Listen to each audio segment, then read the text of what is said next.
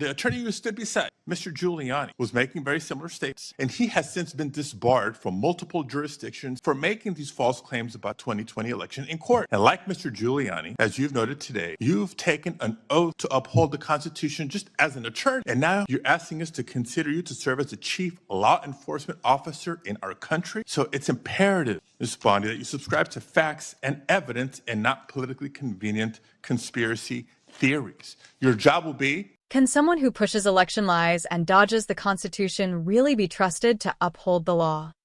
Ladies and gentlemen, across our great nation, welcome back to the channel.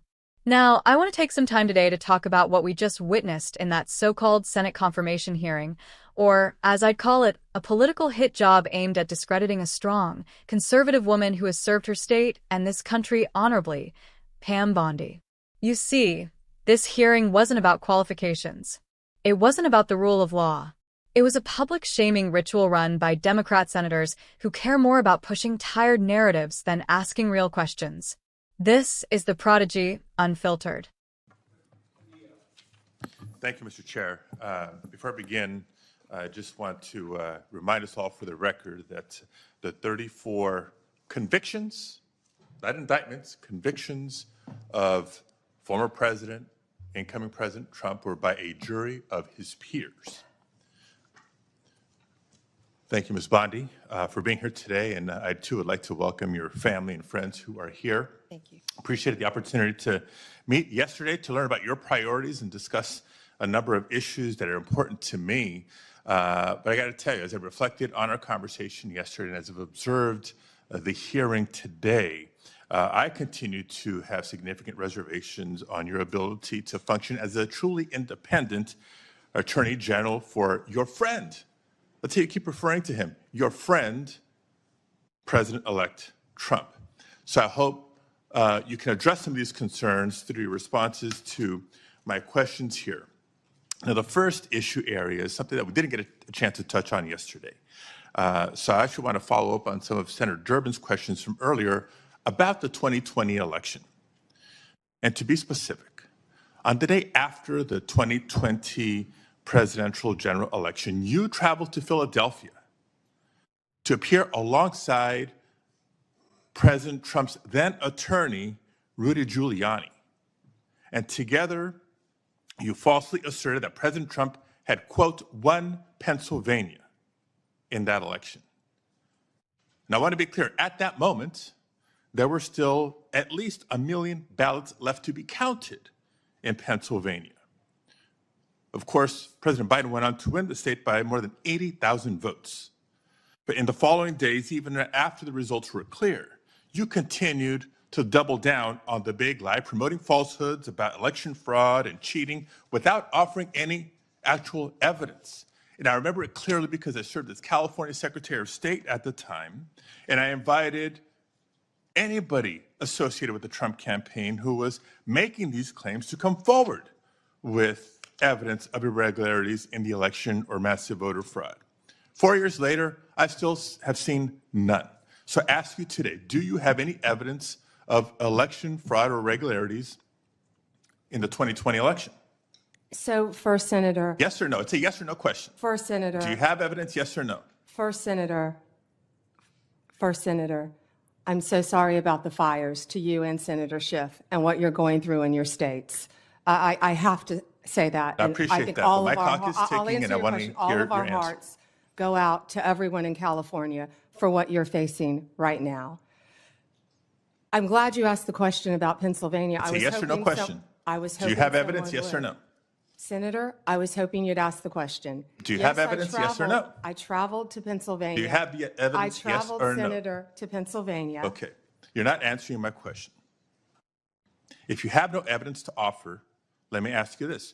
Will you now retract your previous statements that Trump won Pennsylvania in the 2020 election, yes or no? Oh, Senator, I traveled to Pennsylvania, and let me tell you what I saw firsthand. Yes or no? I didn't talk about California because I was not in California. I talked about... Yes or no? Last time I'm going to ask. I talked about Pennsylvania because I was there. Mr. Chair, I'm going to move on because she's clearly not answering my questions. And I want to know, colleagues, for everybody, members of the committee and everybody watching, that the attorney who stood beside Mr. Giuliani was making very similar statements, and he has since been disbarred from multiple jurisdictions for making these false claims about the 2020 election in court. And like Mr. Giuliani, as you've noted today, you've taken an oath to uphold the Constitution just as an attorney. And now you're asking us to consider you to serve as the chief law enforcement officer in our country? So it's imperative, Ms. Bondi, that you subscribe to facts and evidence and not politically convenient conspiracy theories. Your job will be, your job will be to protect voters and election workers, not to undermine and dox them. Now, I know that earlier you agreed that Joe Biden is in fact president, but many of the president-elect's inner circle continue to spread the big lie about the 2020 election. Then we'll move on to a different topic. Senator, you were speaking. May I speak? You cut me off when I was speaking. When I ask you the next question, you can speak, and I hope you answer, Ms. Bondi. Well, I'd like to answer the previous one, Senator. When we met yesterday, you pointed your finger at me and said you were speaking. You did not seem to be familiar let me answer my question. I'm not going to be bullied by you, Senator the 14th Amendment of the United States of America, which was deeply disappointing. I guess you didn't want to hear my answer about today Pennsylvania. After I gave an opportunity to study overnight. So can you tell me and this committee what the Citizenship Clause of the 14th Amendment says? Let's break this down. Right off the bat, the senator, a Democrat, of course, kicks things off not with questions about the law or the Justice Department, but with a petty political attack. He repeats over and over that Donald Trump was convicted, not indicted. Convicted. And why? To poison the well, to remind everyone of their manufactured narrative before even giving Pam Bondi a chance to speak. Now, let me be clear. Whether you love or hate Donald Trump, this obsession the left has with relitigating the 2020 election is unhinged. They can't move on because the truth is, Trump still has more support today than any Democrat in America. That terrifies them. Pam Bondi stood up in 2020 and said what millions of Americans were thinking, that something didn't smell right in Pennsylvania, that the process didn't look clean. And for saying that, they want her disqualified from public service? Folks, since when did asking questions become a crime? Then comes the senator's little yes or no trap.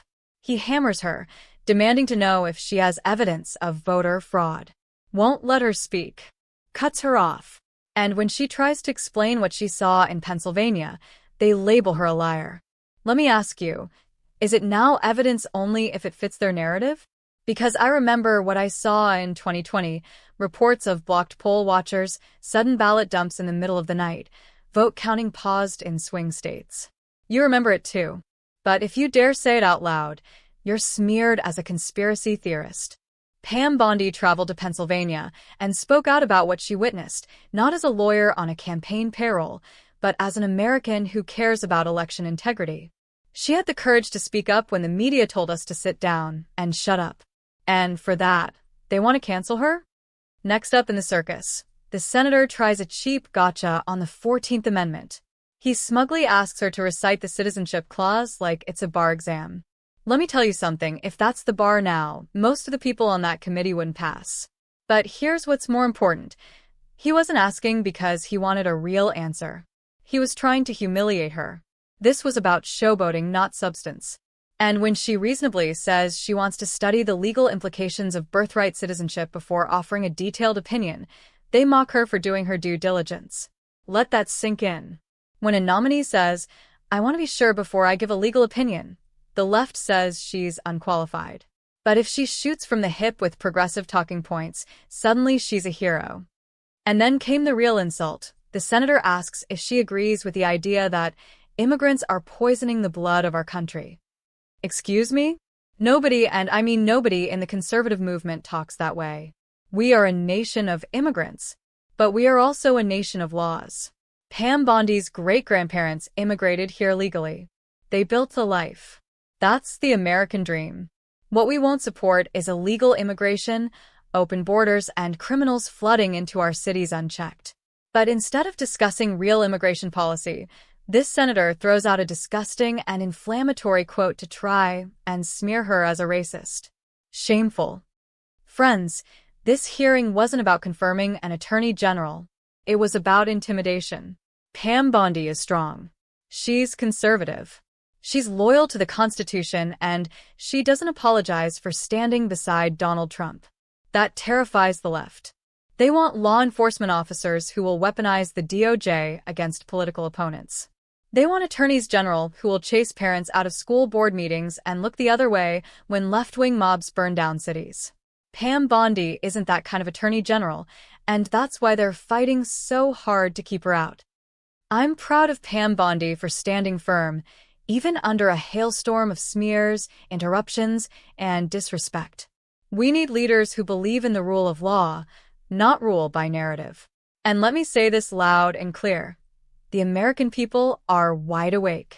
We're watching how the left treats conservative nominees. We're watching how they use confirmation hearings as political theater instead of real oversight. And come November, we're going to send a message. Enough is enough.